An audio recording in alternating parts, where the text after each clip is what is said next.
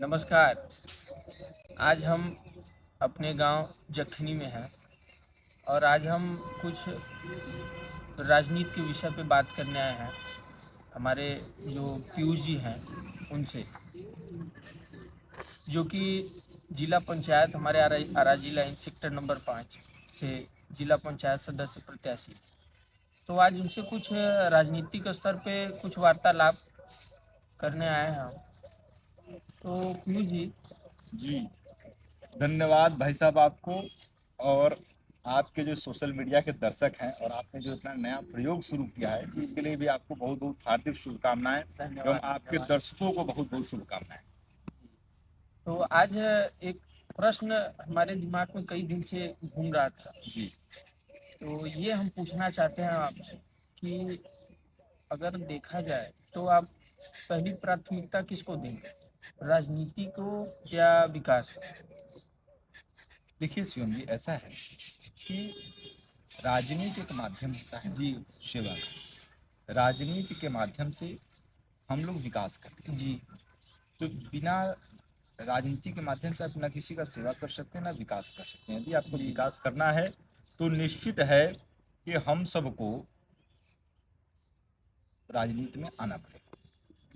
धन्यवाद पीयूष जी। आपने अभी हमारे पूछे गए प्रश्न के बहुत ही सटीक और सुंदर उत्तर दिए।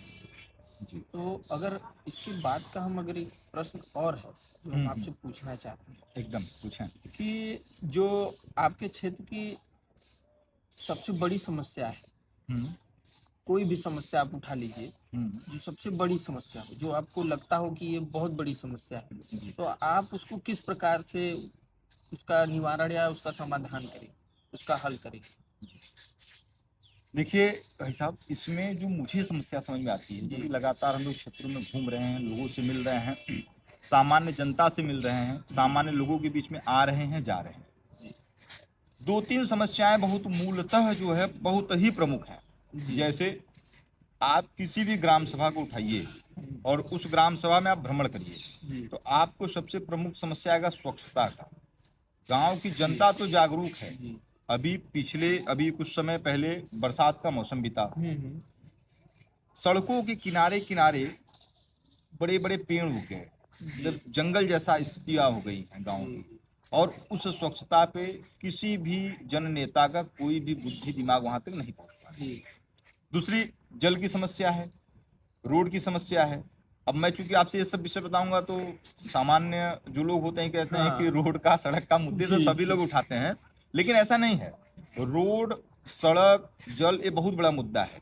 अभी ग्रामीण परिवेशों में पहले जैसे सामान्य हमें पंचायत योजना से या अन्य योजनाओं से हैंडपंप मिला करता था। उत्तर प्रदेश सरकार ने बहुत ही अच्छी योजना चलाई, हर घर जल हर घर नल।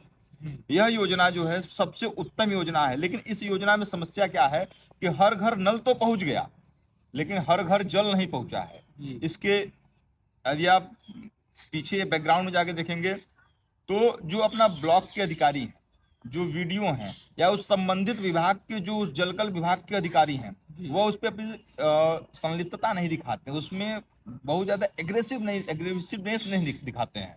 जी तो ये बहुत बड़ी समस्या है, जल की समस्या है, क्योंकि ग्रामीण परिवेश में भी सबके घर पे क्या बोलते हैं समरसेबल नहीं है। जी गांव की जनता है, दलित हैं, शोषित हैं, वंचित हैं, पिछड़े हैं, सब लोगों के पास इतने धन नहीं है कि सब लोग समरसेबल जो है अपने घर पे गड़वाएं और समरसेबल लगवाएं।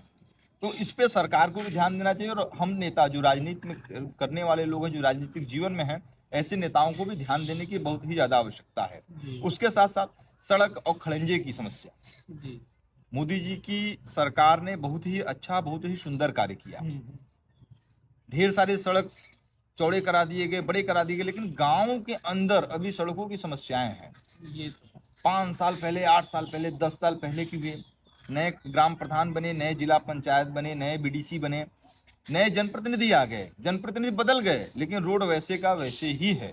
और सिर्फ एक गांव की समस्या नहीं है, तो लगभग सारे गांव की ये गाँव। समस्याएं हैं। हाँ तो ये सबसे प्रमुख समस्या है, और मेरी सबसे पहली प्राथमिकता यही रहेगी कि मैं सबसे पहले सड़क, उसके बाद पानी, उसके बाद स्वच्छता, इन जी तीन विषयों को प्रमुख रूप से लेकर चलना है, जन जागरण भी कराना है, और सरकार की जो योजनाएं आ रही हैं उसको सामान्य जनमानस तक उसको पहुंचाना भी हमारी पहली प्राथमिकता है।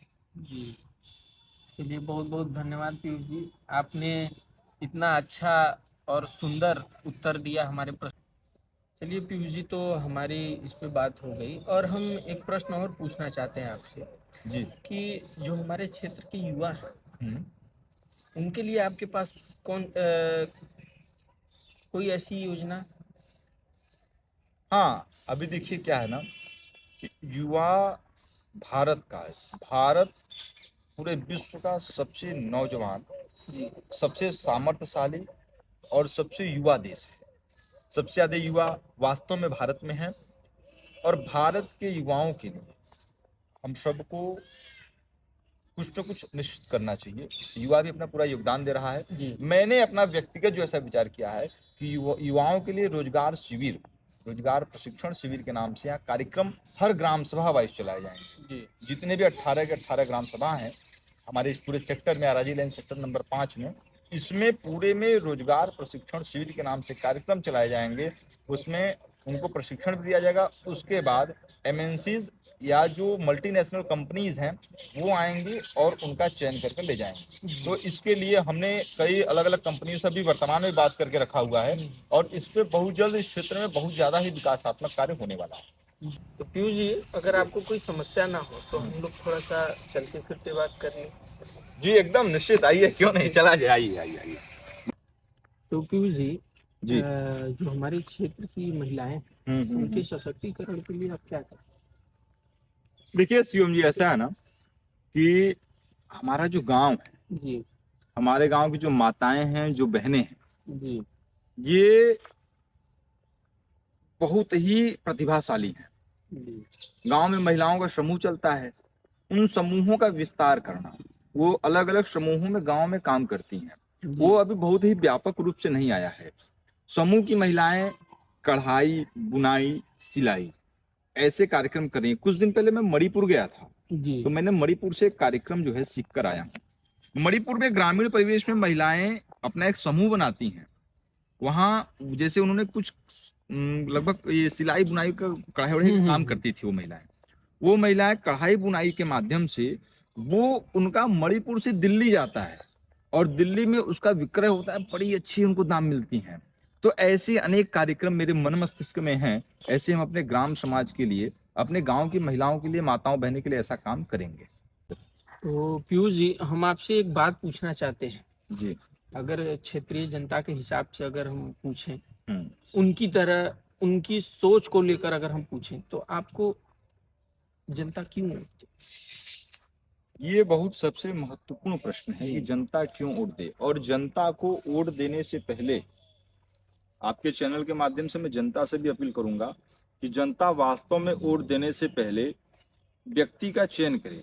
वह जिस नेता का चयन करने जा रही है, वह नेता कैसा है, उसकी पृष्ठभूमि कैसी है, वास्तव में वह सामाजिक या राजनीतिक कार्यकर्ता रहा है या नहीं रहा है, जी वह आपराधिक व्यक्ति तो नहीं है, वह किस बैकग्राउंड से आता है। यदि आप पीयूष कांत उपाध्याय का बैकग्राउंड चेक करने जाएंगे तो आपको बैकग्राउंड में कुछ मिले या ना मिले, कुछ चीजें तो जरूर मिलेंगी कि मैं छात्र राजनीति से आया हूँ। सन 2012 से लेके अभी 2025 चल रहा है, 2026 में चुनाव है और अनवरत मैं समाज और जनता के बीच में रह के काम किया हूँ। पहले हम लोग कॉलेज और यूनिवर्सिटी की राजनीति किया करते थे और इस कॉलेज राजनीति से निकलने के बाद आज हम क्षेत्र की राजनीति में आए हैं। लेकिन आपका जो सबसे महत्वपूर्ण प्रश्न है कि जनता क्यों वोट करे, जी तो मैं जनता से झूठे वादे करने नहीं आया हूँ और रहना मुझे यहीं पर है। ये ग्राम सभा जखनी छोड़ के मैं जाने वाला नहीं। अगल बगल के गांव है, ऐसे लगभग 17-18 गांव हमारे ग्राम सभा हमारे चुनावी क्षेत्र में आते हैं। इनके बीच में आज तक मैं कभी कोई झूठ नहीं बोला हूँ, किसी का पैसे लेकर नहीं खाया हूँ और कभी किसी के साथ कोई गलत काम नहीं किया है।